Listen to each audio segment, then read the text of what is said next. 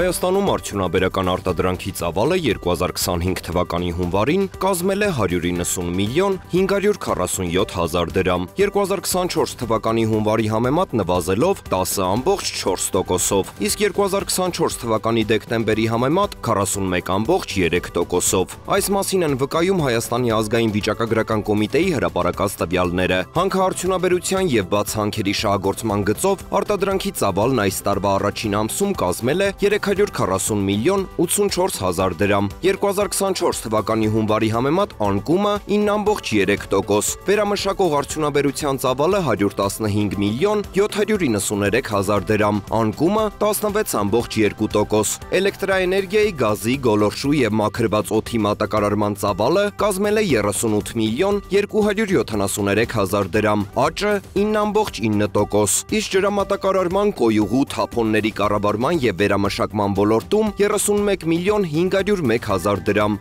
0,2% անկում։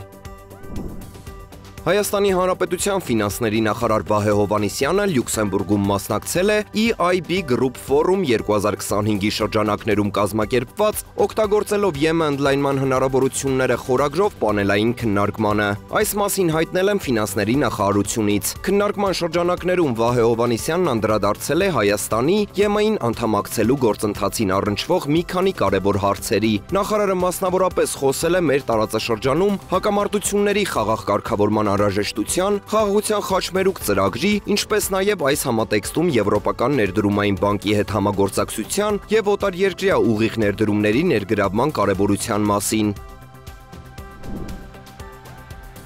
Հայաստանի Հանրապետության վիճակագրական կոմիտեի հրապարակած տվյալների համաձայն ընթացիկ տարվա հունվարին Հայաստանում արտադրվել է 22826 տոննա հաց։ Նախորդ տարվա համադրելի ցուցանիշի համեմատ արձանագրվել է անկում 1,3%-ով։ Միևնույն ժամանակ ալյուրի արտադրությունը աճել է 21,3%-ով եւ կազմել 10976 տոննա։ Ծավարեղենի արտադրությունը աճել է 3,7 անգամ եւ կազմել 215,3 տոննա։ Մակարոնեղենի արտադրությունը նվազել է 68,9%-ով եւ կազմել 189,6 տոննա, իսկ հրուշակեղենի արտադրությունը աճել է 12,4%-ով, կազմելով 548,8 տոննա։